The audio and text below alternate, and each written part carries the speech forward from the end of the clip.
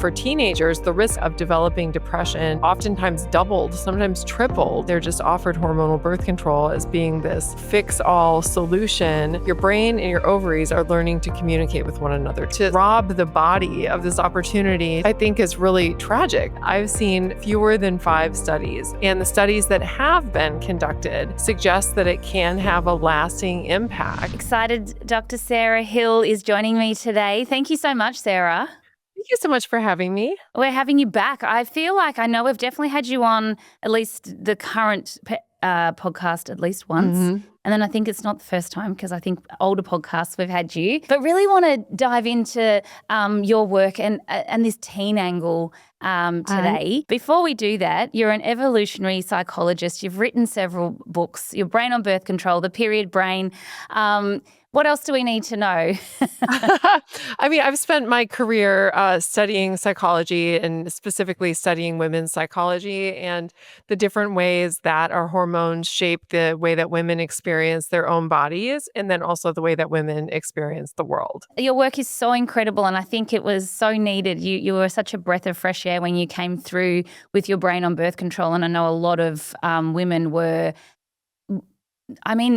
all the feelings actually, because how often women will say, I didn't know this, I wish I had known this earlier, and then others get angry, but then they're also like in denial. It's such a mixed bag of emotions. But I really want to understand, for teenagers specifically, going on birth control at an early age, can we talk through what that actually does, especially to their brain? Yeah, that's a really great question. And, to start with, one thing that we need to appreciate about teenagers is that their brains are not done developing. And I'm sure that you've heard this before, but, the brain doesn't finish developing until you're in your early to mid 20s. And most of the heavy lifting is done usually by the time you're about 20 years old. But between the time you go into puberty, and for girls, we usually tend to benchmark this with the arrival of your period and your menstrual cycle. And for girls, between this time and the time that they're 20, their brain and really, like I said, 25 is really kind of when things kind of are pretty much wrapped up. But most of the heavy lifting happens it stops right around the time you're 20. During this time, our brain is undergoing a dramatic remodeling project, and it's transforming itself from a child brain, right, which is a pretty simple brain, and it's a brain that's wired in a completely different way than an adult brain. And it's making that transition into an adult brain. And when you think about the difference between a child and an adult, when you think about motivational systems and stress response systems and things related to sexual desire and even complex problem solving, you have 2 very different brains, the child brain and the adult brain, right? And that period of development and that transition from child to adult brain is something that's coordinated largely by the sex hormones. And so the release of our sex hormones, as we're going through what we call the pubertal transition, again, remodeling the brain and the body into the adult version of itself, is coordinated in large part by the release of sex hormones. And so when you put a girl on hormonal birth control, it's a little bit of the hormonal Wild West because there's just not that much research in terms of what this actually does to brain development. And so let me just give you a 2-second primer on the way that hormonal birth control works, just in case any of your listeners don't have familiarity with this.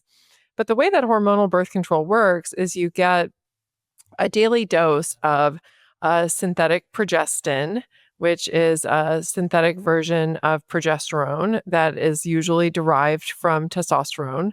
And then it's the molecules are manipulated in a way that makes it able to stimulate progesterone receptors in the hypothalamus in the brain, but then elsewhere. And when these progestin molecules stimulate the hypothalamus in the brain, this inhibits or it stops the hormone cascade that prompts ovulation. And the reason that it does this is because across a natural cycle, the release of the women's second sex hormone, progesterone, their second primary sex hormone, progesterone, cues the body that ovulation has just happened. And that tells the brain not to start stimulating egg follicles because it doesn't make sense to start ovulating when you just ovulated and your body is still waiting and seeing whether or not that ovulation is going to translate into a pregnancy. And so when you take a daily dose of these synthetic hormones, it prevents your brain from stimulating your ovaries to mature egg follicles and to ovulate. And ovulation is, of course, how the female body produces almost all of its sex hormones. And so for a woman who's on hormonal birth control, you get the same daily dose of synthetic hormones, which again is usually characterized by a relatively high level of progestin, that's synthetic progesterone, and then a relatively low level of synthetic estrogen, or no estrogen at all. There are progestin only formulas of hormonal birth control. So you're getting the same daily dose of this synthetic, and then you're not producing your own sex hormones. Now, this is a state that is totally not observed in the real world. This is a totally unnatural state for a woman.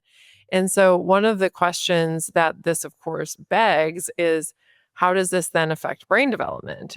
Given that women, as they're developing, that their postpubertal brain development is being directed by sex hormones, what happens when we shut sex hormones off? And there's very little research on this. The only, I've seen fewer than a handful of studies, and I'm counting handful as 5. I've seen fewer than 5 studies explicitly asking the question of what happens when you give teenage girls hormonal birth control and what happens with brain development. And the studies that have been conducted suggest that it can have a lasting impact that doesn't go away once you discontinue hormonal birth control. And in particular, what this research seems to find is that you get an increased risk of developing major depressive disorder across your lifetime, even after you discontinue using hormonal birth control. And this is obviously not something that most mothers or teen girls know anything about, right? And instead, they're just offered hormonal birth control as being this, fix-all solution to things like acne or, having irregular menstrual cycles. But in effect, it's having these sweeping changes from head to toe, because the fact is, there's receptors for sex hormones throughout the female body, everywhere, right, including the brain. And so when you have a woman, especially when she's going through critical periods of development, and you're not getting that normal, sort of biologically similar pulse of hormones that a naturally cycling woman gets, it's going to affect developmental outcomes. There's just no way around it. And it's just that research really hasn't begun to investigate all of the different ways that it can. A mother will panic because her daughter has symptoms of some description, whether it's acne or whether it's even missing periods. That's my favorite personally. Yeah. And I say that sarcastically because it's terrible, but it seems to be this cascade from that point in time where, a mother's worried. She'll take her child to the family doctor. The family doctor, the one thing that we have medically is birth control. There's no other option really. And I think the problem here is that we're using birth control to treat something that's probably not a medical issue, or there's not a medical solution for that. However, sadly, the alternative or the complementary treatments that actually can help the body to do what it needs to be doing at this point in time, or help it to catch up or see where the discrepancies are often shunned upon. And on top of that, a lot of, as you noted, a lot of mothers and teenagers, one of the very common complaints that sends women to their doctors to get on hormonal birth control is that issue of irregular periods. But the thing that they don't understand, and this is really important, and I hope everybody walks away with this and then also tells a friend, because it's really important, is that it is totally normal when girls first start menstruating to have irregular cycles. And it's because your brain and your ovaries are learning to communicate with one another during that time. The whole menstrual cycle is this incredibly elegant and complex system. And it requires really effective communication between the brain, the pituitary gland, and the ovaries. The brain is learning how to sense levels of hormone and like, is this high? Is this low? Do we ovulate? Do we not ovulate?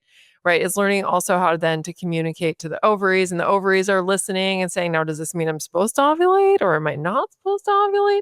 And so every part of the system, right, the system of communication between the brain, pituitary, and the ovaries is like figuring itself out.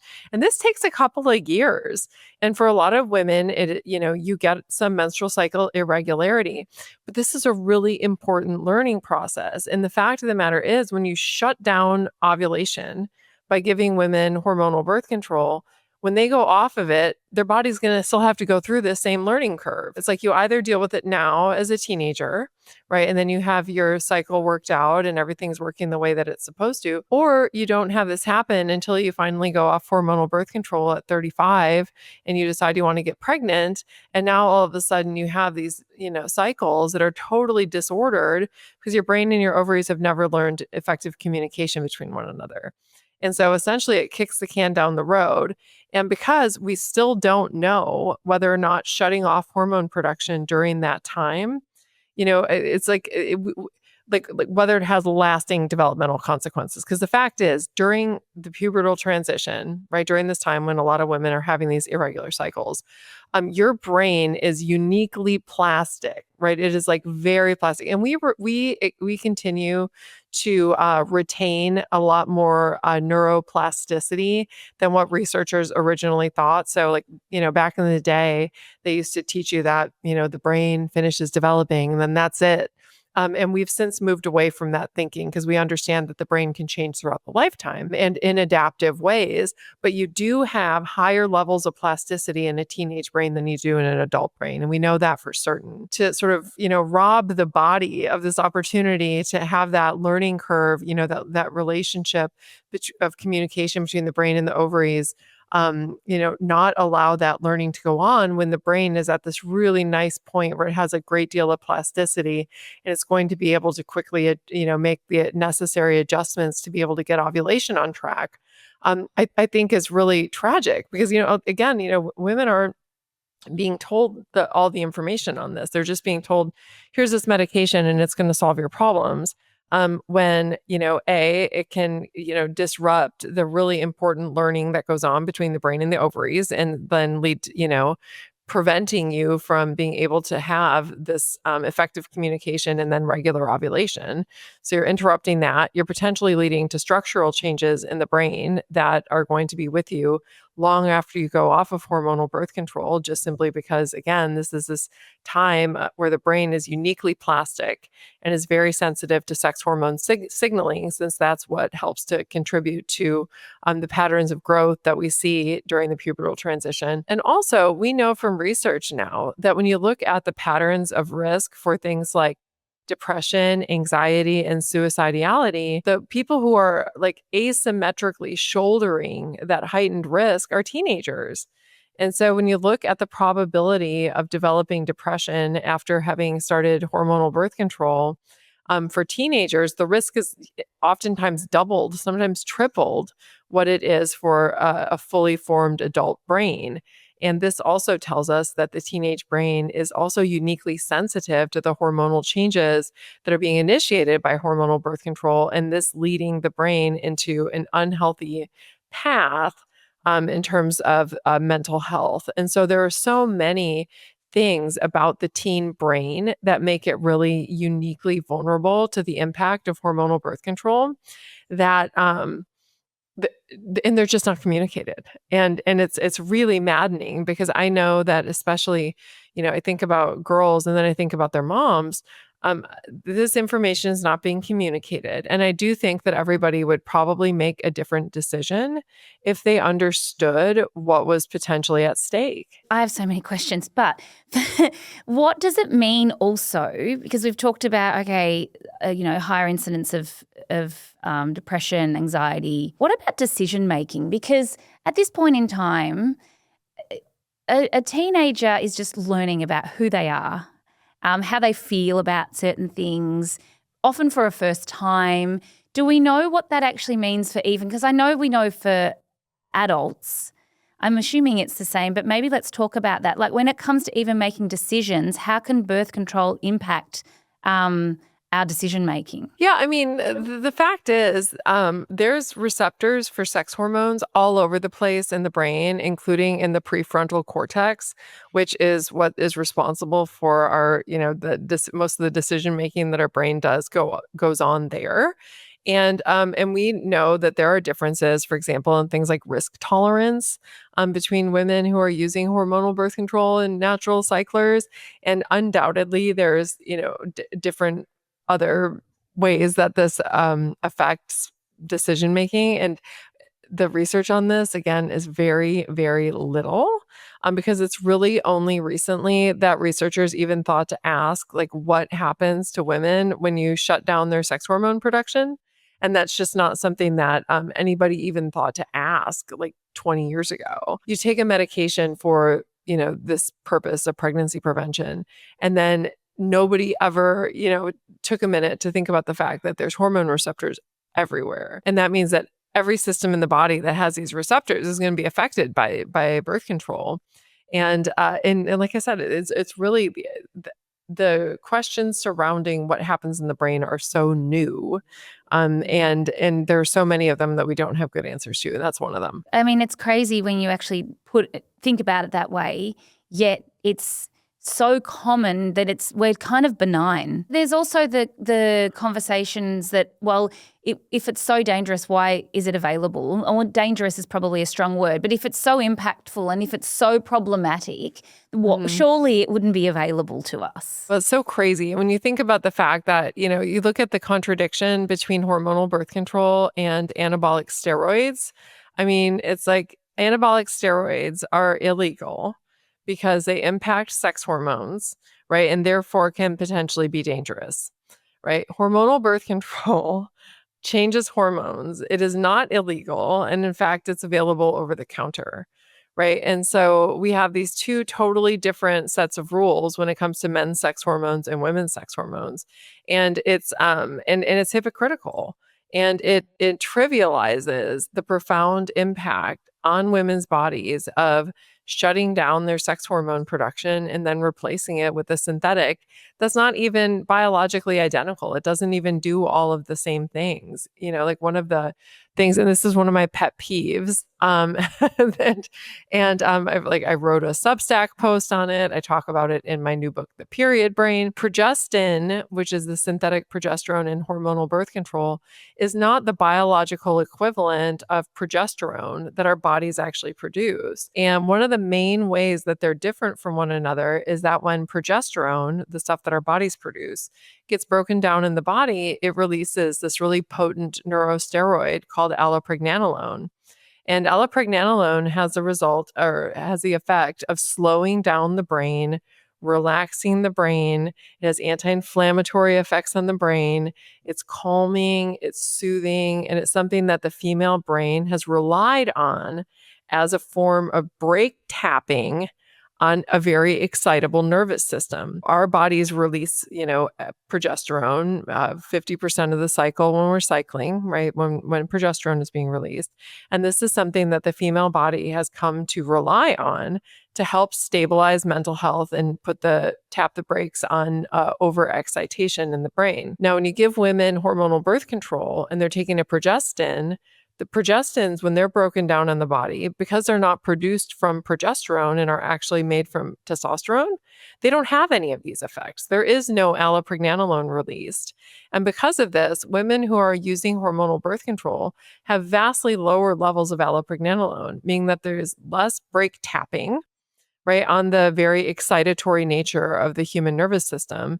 You're not getting any of the neuroprotective effects of allopregnanolone. You're not getting any of the mood regulation effects of allopregnanolone. And so, you're like robbing women of this compound that's played a really important role in helping to stabilize mood and potentially even stave off neurodegenerative disease. And women are told this, they're not told about the difference between progesterone and progestin. Most doctors don't even know the difference between progesterone and progestin. And if you want to ask your doctor, you can find out firsthand just how little they know about the difference between these two things, because the drug companies have done a very good job of marketing progestin as being similar to progesterone when it's not. And it's not in ways that are really important for stabilizing mood and just the health and development of a healthy female brain. I think that the reason that it's legal, despite the fact that it has these sweeping numbers of effects, is one, there's confusion over the differences between the hormones and hormonal birth control and women's own hormones. And I don't think that people realize how serious of a deal it is to shut down hormone production.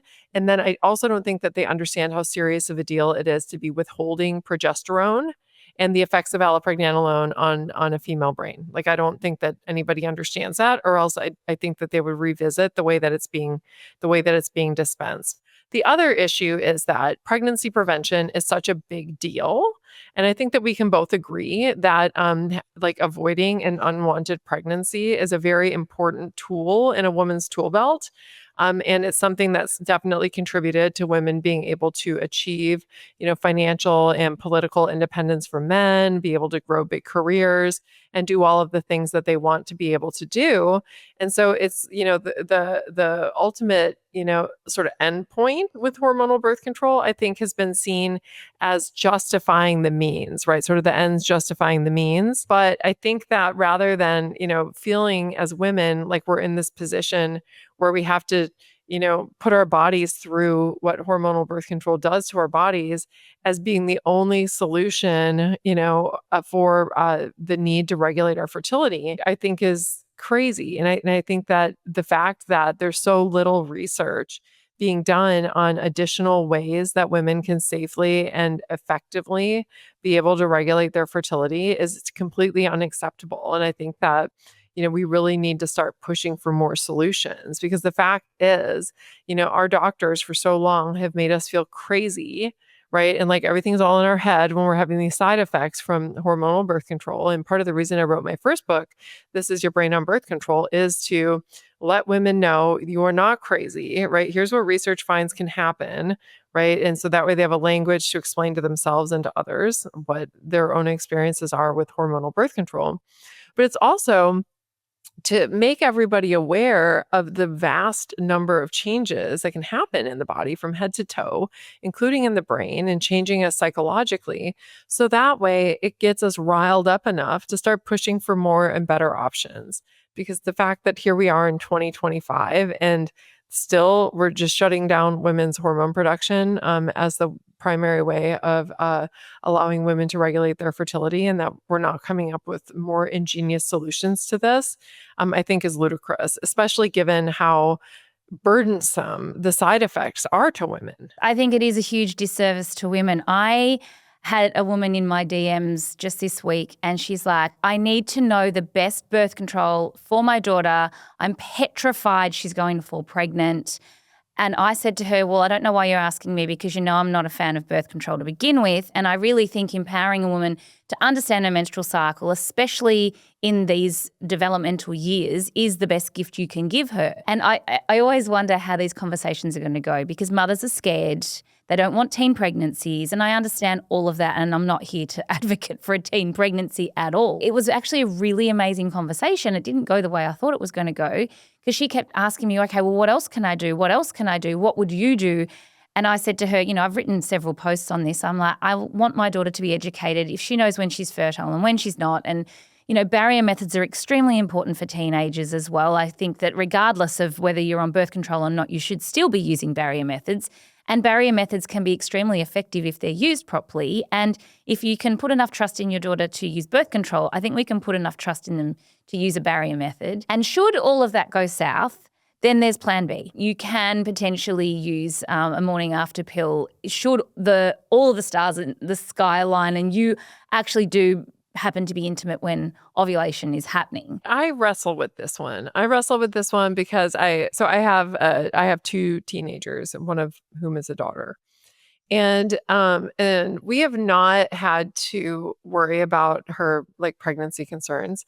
But especially when she was younger, because she's 18 now, but if she was 16 and 17, and even now, she's not, I mean, she understands her cycle, right? So I've taught her all of her cues and tools, and she, and thankfully, now her cycle is fairly regular, which, it took a few years to get there, as it often does with women, young women. But I don't know that I You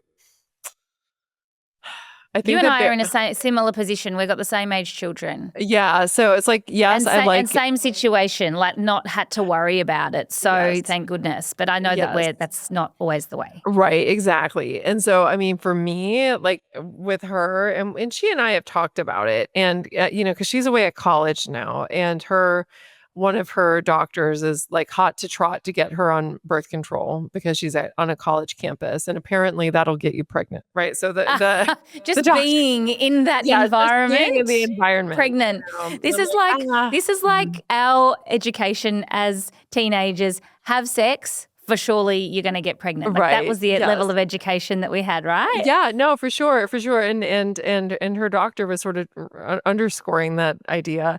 And so I was like, no, no, no. She does not need to go on birth control because she's not in a relationship. And, and she's not, well, and she was saying that too, because I'm not like one of those parents who's like, oh, my little, we have very good communication and I know what's going on and all of that. And if she's having, sex, she's going to talk to me about it. It's fine because we're a sex positive household.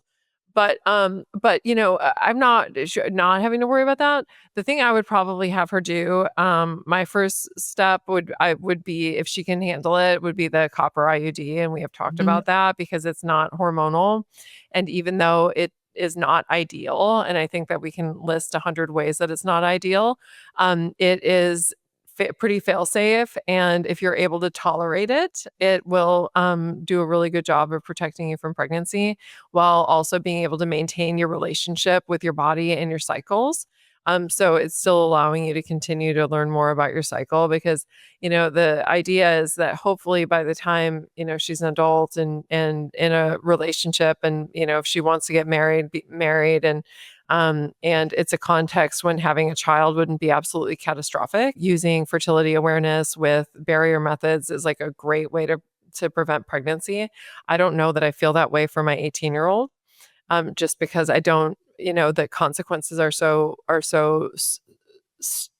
they're very stark right now in the US. Right. Access even to the morning after pill is limited. Abortion is illegal in many states. It's a dystopian world for women's health right now. And I wouldn't ever want her to feel like she's got her back up against a wall. I can understand that, different people have different views on this. And I don't think that my view is the right view. It's just the view that makes the most sense to me and my daughter. Other people ask me about, well, here's my situation. And it's like, what would you do? And even in other people's situations, sometimes the things I would do are different. Because I don't think there's a one size fits all answer for fertility regulation. It's just really, in my view, it's all about understanding what the trade-offs are and know what you're looking out for. I feel like it would be a very different world if women actually had the gift of understanding their cycle as a teenager, even though it's not necessarily regular. And this is a perfect world that I'm talking about. But let's say women had that gift and that they learnt their cycles. And then they did go on birth control, maybe later on in life, once the development of their bodies had happened. And then they did come off and ready to have a child.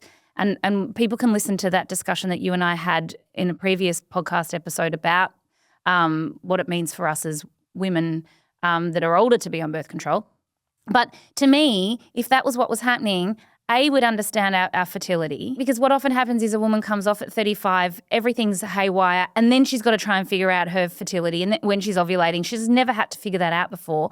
It would be a very different world if we had this information, we made informed choices from the beginning, we understood our fertility, we maybe used birth control in those years where, we are in our peak of our careers and whatnot, and then we also are less likely, nothing is risk-free, but less likely to have those issues, we would be looking at a different fertility landscape altogether as well. And I know we're not discussing that, but I think the flow-on effect and the impact that birth control is having on young women flows into those fertile years. Oh, yeah. No, 100%. Because the fact is, like, so many women don't understand their cycles until they're going off of it and they want to get pregnant. And then some of them are learning that they have PCOS, and some of them are learning that they have endometriosis, and some of them are learning that they have failure to ovulate 50% of the time. And these are issues that it's like, it makes so much sense for women to get all this stuff worked out within their own bodies before they just, shut down their cycle and are, kind of pulling up shop for however many years they want to pull up shop before they want to start cycling again.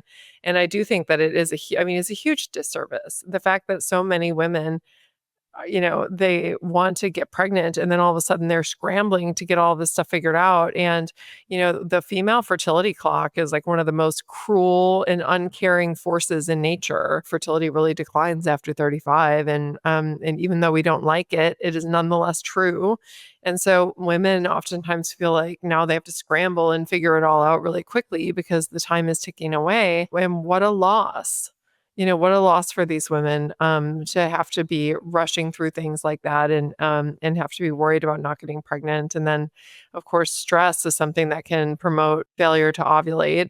And so then that can further contribute and further exacerbate issues related to conception. And so I don't think that we're doing anybody any favors by teaching women that cycling is optional and that it doesn't matter and that we don't need to do it and that we should just all go on birth control until we're ready to have babies and then we can just turn it on and off like a light switch. Or forever is the other thing that...